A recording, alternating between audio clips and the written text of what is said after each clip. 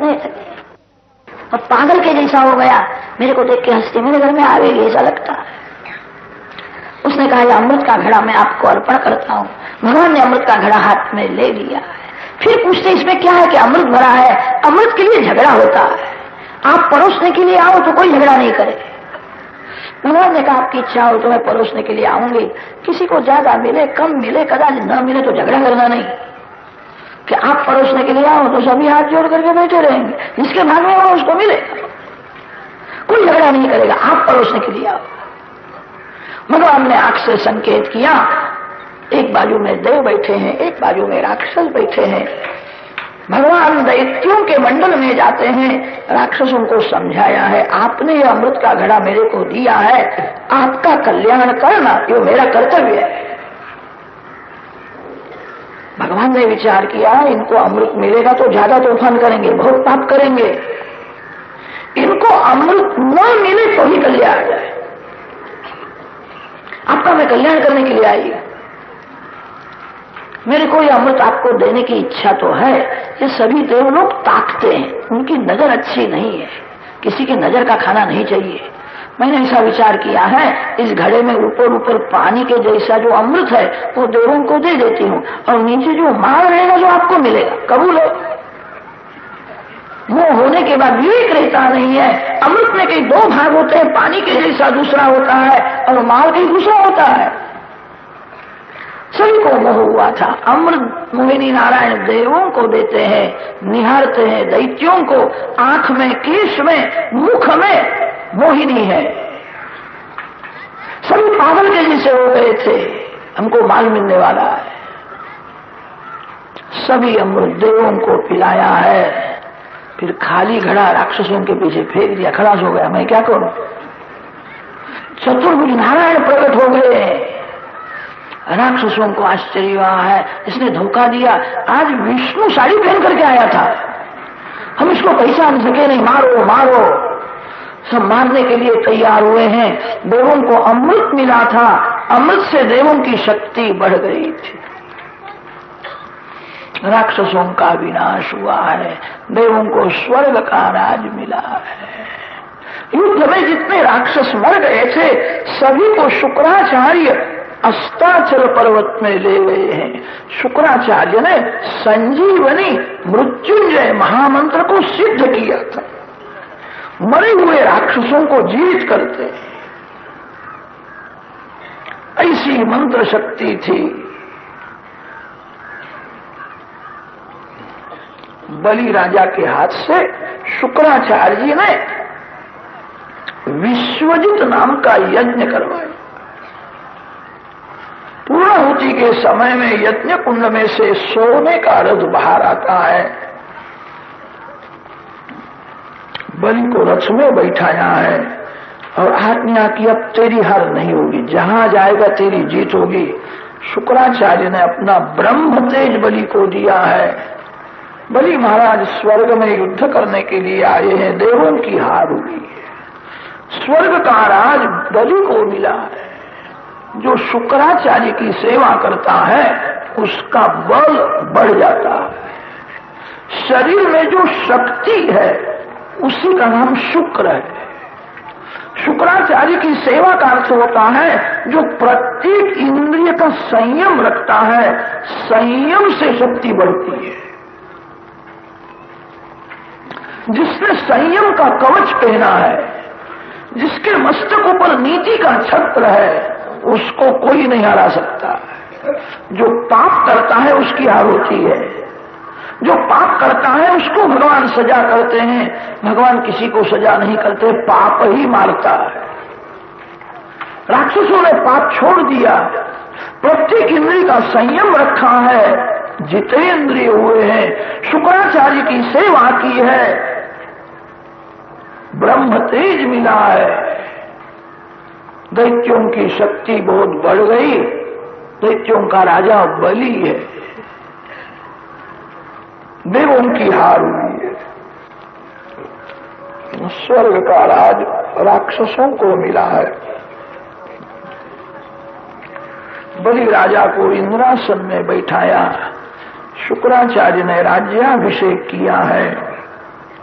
बलि राजा को कहा है 100 अश्वमेध यज्ञ तू करेगा तो स्वर्ग का राज तेरा हो जाएगा।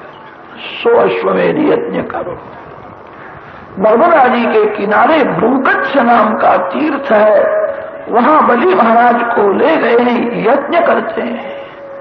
तम नर्मदायास्तट उत्तरे बले यरुत्विजस्ते भृगुकच्छ संज्ञके प्रवर्तयन्तो भृगवः क्रतूत्तमम् व्यचक्षतारादुदितं यथा रविम्। बलि महाराज अश्वमेध यज्ञ करने लगे हैं। देवों की माता अदिति को दुख हुआ है।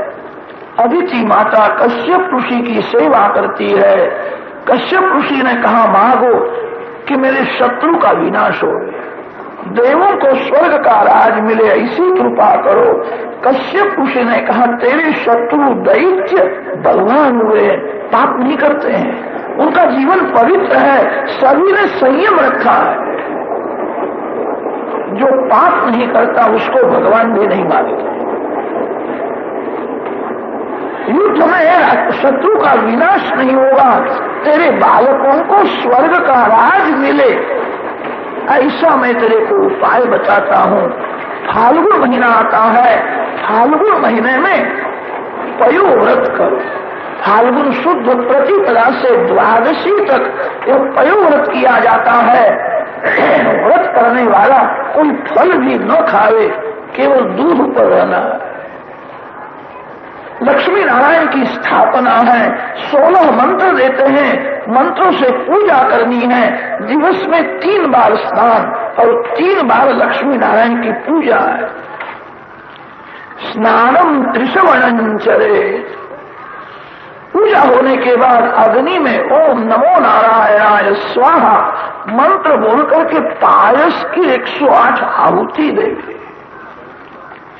रजस्वला स्त्री के साथ बोले नहीं, दिन भर नारायण का ध्यान करे, किसी जीव की हिंसा होवे नहीं, किसी की निंदा करे नहीं, रात्रि में नारायण का स्मरण करता हुआ सो जावे।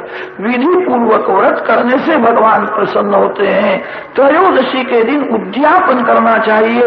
उद्यापन में गायों का दान करने से भगवान प्रसन्न होते। 1-2 गाय दान दो। गाय में सर्वदेवों का निवास है। विधि पूर्वक व्रत करो।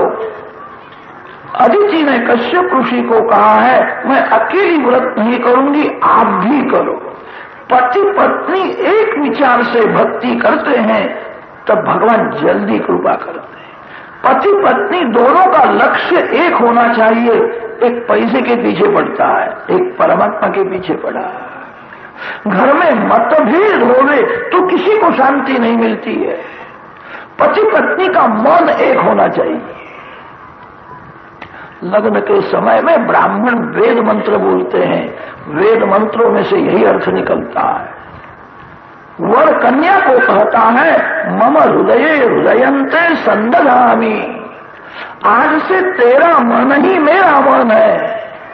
तन 2 है, मन एक है। पति पत्नी का लक्ष्य एक होवे, एक विचार से पति पत्नी दोनों भक्ति करे तो भगवान जल्दी कृपा करते हैं। अदिति ने कश्यप ऋषि को कहा है मैं अकेली व्रत नहीं करूंगी, आप भी करो। 12 दिवस का पयोव्रत किया है। त्रयोदशी के दिन उद्यापन किया है। रात्रि में प्रसाद ग्रहण करके अदिति माता सो जाती है।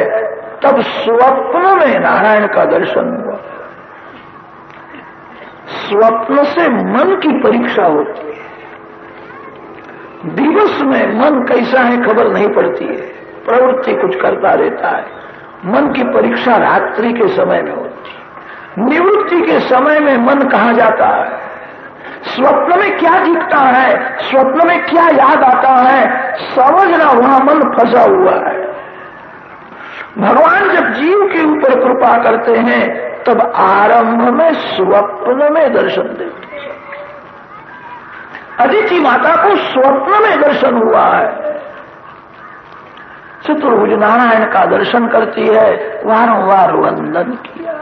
भगवान ने कहा है बराबर दर्शन करो, इस स्वरूप को आंख में से अंदर ले जाओ, मेरा ध्यान करो। थोड़े दिवसों के बाद मैं पुत्र रूप से आने वाला हूं। अदिति माता को आज्ञा हुई है, भगवान अंतर्धान हुए हैं। अदिति माता नारायण का ध्यान करती है। अदिति शब्द का अर्थ होता है नारायणाकार मनोवृत्ति। अदिति है, मन ही मित्र है और मन शत्रु है। मन काम सुख का चिंतन करे तो मन शत्रु है। मन नारायण का ध्यान करे, नारायण के स्मरण में तन्मय होवे तो मन मित्र है। मन बंधन में डालता है और मन मुक्ति भी देता है। मन जिसका चिंतन करता है तदाकार हो जाता है। साधारण मानव का मन विषयाकार होता है, संतों का मन नारायणाकार हो जाता है। मन जब नारायणाकार होता है तभी माया का पर्दा दूर होता है, भगवान प्रकट होते हैं। नारायणाकार मनोवृत्ति ही अदिति है। अदिति माता सतत नारायण का ध्यान करती है। भगवान हृदय में आए हैं, 9 मास परिपूर्ण हुए हैं, प्रभु के प्रागट्य का समय हुआ। मध्याह्न काल में कश्यप ऋषि मध्याह्न संध्या करने के लिए गंगा किनारे गए थे। अकेली अदिति माता घर में है। नारायण का दर्शन करने की तीव्र इच्छा हुई है, कब प्रागट्य होगा। वैष्णव दर्शन के लिए अति आतुर होते हैं, तभी अवतार होता है। दर्शन की तीव्र इच्छा हुई है, परम पवित्र समय प्राप्त हुआ। 10 दिशाएं प्रसन्न हुई, मंद सुगंध शीतल वायु बहने लगा है। आज ब्राह्मणों को आनंद हुआ, हमारे घर में भगवान आने वाले हैं। परम पवित्र भाद्रपद मास शुक्ल पक्ष 12वीं तिथि, जिसको महापुरुष विजया द्वादशी कहते हैं। मध्याह्न काल में अदिति माता के सन्मुख चतुर्भुज नारायण भगवान प्रकट हुए। दिव्य प्रकाश में अदिति माता को शंख चक्र गदा पद्मधारी नारायण का दर्शन हुआ। देवो जय जयकार करने लगे हैं। कश्यप ऋषि समझ गए मेरे यहाँ भगवान प्रकट हुए हैं। संध्यादिक नित्य कर्म परिपूर्ण किया है, दौड़ते हुए जाते हैं, मेरे घर में भगवान प्रकट हुए हैं। घर में जहाँ प्रवेश किया है चारे बाजू में दिव्य प्रकाश है और प्रकाश में चतुर्भुज नारायण का दर्शन होता है। यही मेरे इष्ट देव है। गायत्री मंत्र का जप मैं करता हूँ तब इसी स्वरूप का ध्यान करता हूँ। मेरे भगवान आए हैं, भगवान का जय जयकार किया है। माता पिता को स्वरूप का भान कराया, फिर चतुर्भुज स्वरूप अंतर्धान किया है। छोटे से 6-7 वर्ष के बालक ब्रह्मचारी श्री वामन जी महाराज, बटुक ब्रह्मचारी वामन जी महाराज प्रकट हुए हैं। अजिन दंडक मंडलु में खला रुचिर पावन वामन मूर्तये मित जगत ऋतयाय जितारये निगमवाक् पटवे बटवे नमः। अभ्रश्यामः शुभ्रयज्ञोपवीति सत्कौपीनः पीतकृष्णाजिनश्री छत्रीदण्डी पुण्डरीकायताक्षी पायाद्देवो वामनो ब्रह्मचारी। बटुक ब्रह्मचारी वामन जी महाराज का दर्शन करने के लिए ब्रह्मादिक देव आए हैं, बड़े बड़े ऋषि आए हैं। ब्रह्मा जी ने कहा है तेरा गृहस्थाश्रम सफल हुआ, आज तू जगत पिता का भी पिता हुआ है। ब्रह्मादिक देव वामन जी महाराज की पूजा करते हैं, सभी देव दर्शन करते हुए नारायण नारायण नारायण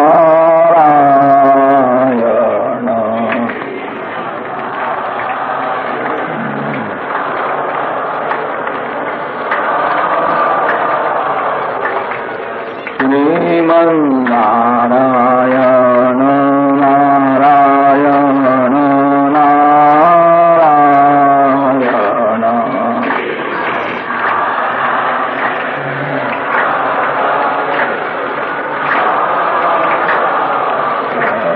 श्रीमन्नारायण नारायण नारायण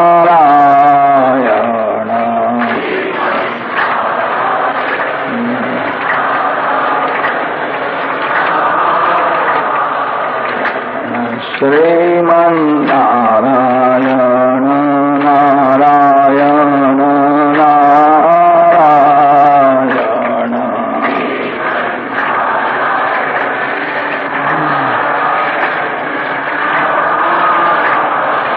आत्मा का दर्शन कीर्तन करते हुए तन्मय हुए। राम जी महाराज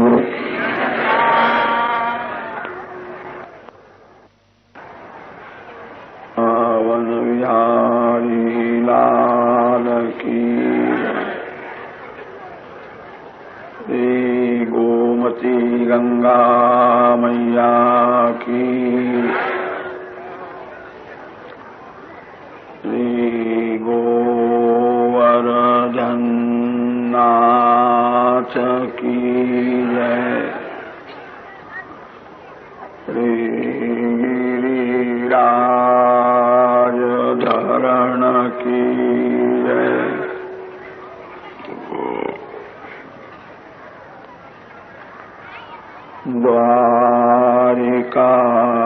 द्वारिकाधीश की जय। श्री बालकृष्ण लाल की जय। सद्गुरुदेव की जय।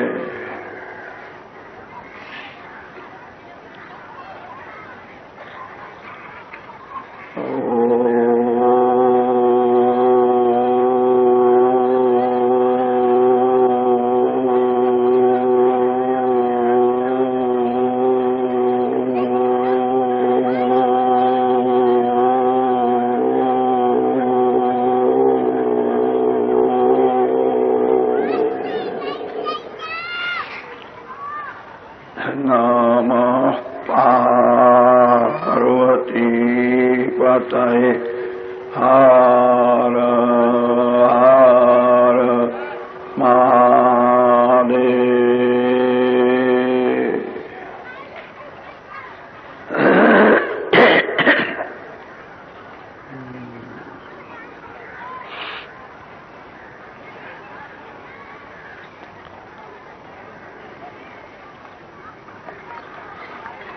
स्वस्ति श्री गणेशाय नमः। श्री सरस्वत्यै नमः।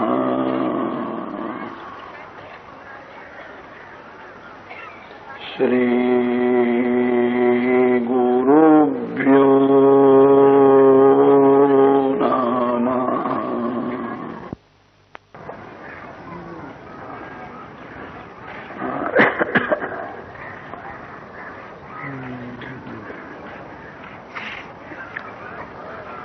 श्री शुक उवाच यत्तद्वपुर्भाति विभूषणायुधैः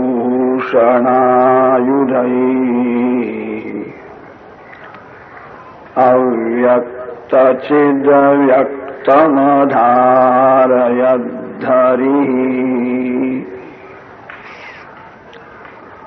बभूवते नैव स वामनो बटुः सम्पश्यतोर्दिव्यगतिर्यथा नटः।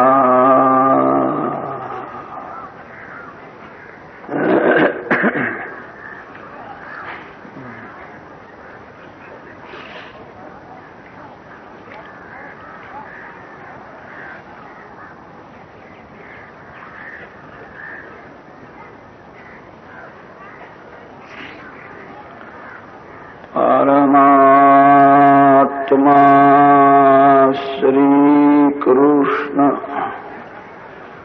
अतिशय कृपा करते हैं, तब घर में ही सत्संग मिलता है। सत्संग ही महान तीर्थ है। सत्संग तीर्थ में मन की भी शुद्धि होती है। सत्संग करने से स्वदोष का भान होता है। मानव में बहुत से दुर्गुण हैं। मानव को अपने दुर्गुण सद्गुण के जैसे लगते हैं।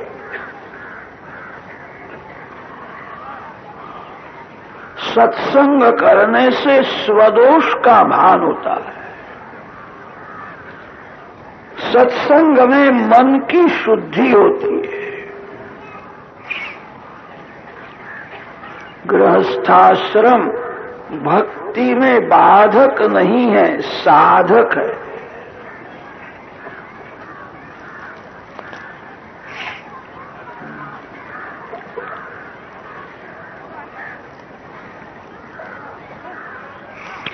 लग्न का लक्ष्य क्या है, समझ करके फिर लग्न करें।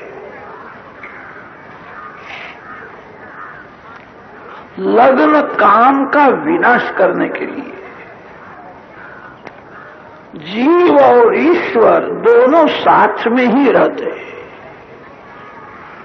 परमात्मा जीव को देखते हैं, यह जीव भगवान का दर्शन नहीं करता। जीव और ईश्वर दोनों के बीच में पर्दा है। काम ही पर्दा है। काम रूपी पर्दा होने से जीव को ईश्वर का अनुभव नहीं होता। आकाश में बादल आवे तो सूर्य का दर्शन नहीं होता। लग्न काम का विनाश करने के लिए।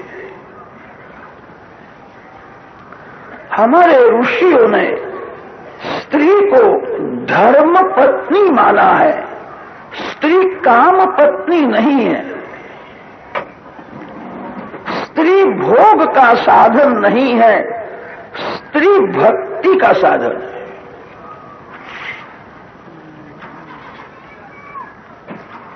पति पत्नी एकांत में थोड़ा सत्संग करे, एकांत में ध्यान करे, एकांत में कोई पवित्र ग्रंथ का वाचन करे, एकांत में भगवान के नाम का जप करे। एकांत में ही मन बिगड़ता है। एकांत में ही पाप होता है। बिगड़े हुए मन को एकांत में ही सुधारना है। पति पत्नी का पवित्र संबंध परमात्मा के लिए हुआ है। शास्त्रों में कहीं कहीं सन्यास का वर्णन बहुत किया है। भगवान के लिए संसार के सर्व सुख का जो न्यास त्याग करता है, ऐसे विरक्त साधु सन्यासी महात्मा नारायण का स्वरूप है, वंदनीय है। सन्यासी महात्मा ब्रह्म चिंतन करते हुए ब्रह्म रूप होते हैं। अच्छा है। गृहस्थ आश्रम में तो ऐसी शक्ति है, गृहस्थ ब्रह्म को बालक बनाता है। किसी साधु सन्यासी के मठ में, आश्रम में भगवान का कोई भी अवतार हुआ नहीं है। भगवान के सभी अवतार गृहस्थ के घर में हुए। सन्यासी महात्मा तो ब्रह्म रूप होते हैं, गृहस्थ ब्रह्म का पिता भी हो सकता है। गृहस्थाश्रम में ऐसी दिव्य शक्ति है, पति पत्नी धीरे धीरे संयम को बढ़ावे, भक्ति को बढ़ावे, पवित्र जीवन होवे तो परमात्मा उनके यहाँ पुत्र रूप से प्रकट होते।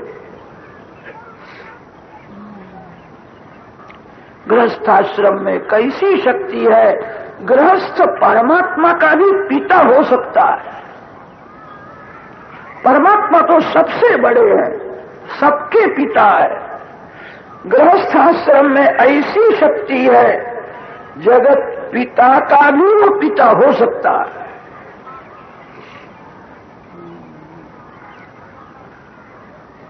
लोग कहते हैं आजकल भगवान का अवतार क्यों नहीं होता है।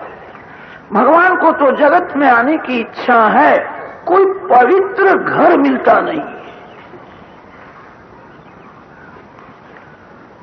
गृहस्थाश्रम में संयम बढ़े, भक्ति बढ़े तो आज भी गृहस्थ के घर में भगवान आने के लिए तैयार है। आवाज क्यों आता है?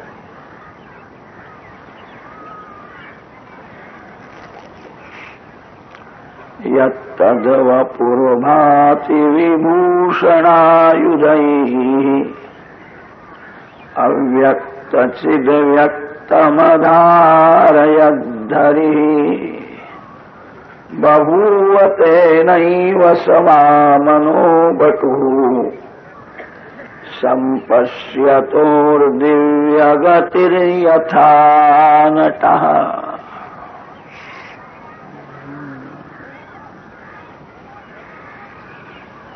पुरुष कश्य पुरुषी के जैसी तपश्चर्या करे और स्त्री अदिति हो जावे तो आज भी भगवान प्रकट होने के लिए तैयार है।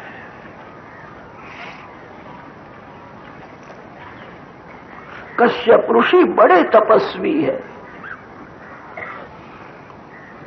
थोड़ा विचार करो, भगवान का अवतार होता है, इसका क्या अर्थ है? जहां भगवान नहीं है वहां भगवान आकर के खड़े हो जाते हैं। ऐसी कोई जगह ही नहीं है जहां भगवान न हो। भगवान तो सर्वकाल और सर्व में विराजमान है। लकड़ी में अग्नि है, लकड़ी में अग्नि गुप्त है। सर्वव्यापक भगवान लकड़ी में अग्नि के समान गुप्त है। अंदर बाहर सर्वत्र भगवान की ही सत्ता है, तो भी जीव दुखी है। अंदर बाहर सर्वत्र भगवान है, तो भी जीव पाप करता है। सर्वव्यापक भगवान लकड़ी में अग्नि जिस प्रकार गुप्त है वैसे गुप्त रहते। बहुत ठंडी पड़ी है, लकड़ी में अग्नि है ऐसा समझ करके कोई लकड़ी को स्पर्श करे तो लकड़ी में जो अग्नि है वो गर्मी नहीं देती है। लकड़ी में जो अग्नि है उसका उपयोग करना हो तो लकड़ी के ऊपर अग्नि रखो। बाहर का अग्नि और अंदर का अग्नि जब एक हो जावे, आपके हृदय में नारायण है, घर में नारायण की स्थापना करो, नारायण की प्रेम से पूजा करो, भगवान का सुंदर श्रृंगार करो, भगवान में आंख स्थिर करके भगवान के नाम का जप करो, भगवान को आंख में से अंदर ले जाओ। बाहर का अग्नि और लकड़ी में जो अग्नि दो एक होवे तो ज्वाला होती है।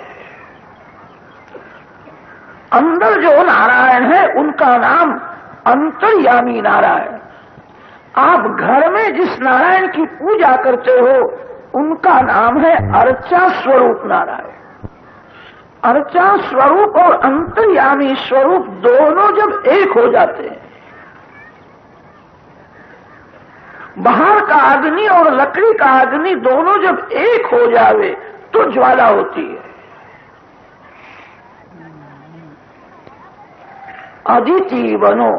अदिति शब्द का अर्थ होता है नारायणाकार मनोवृत्ति ही अदिति है। मन जिसका चिंतन करता है तदाकार मन हो जाता है। भगवान ने खराब विचार करने के लिए मन नहीं दिया है, भगवान ने पाप करने के लिए मन नहीं दिया है। शिवो न सुमना भवा तन्मे मनः शिव संकल्पमस्तु। पवित्र विचार करने के लिए भगवान ने मन दिया है।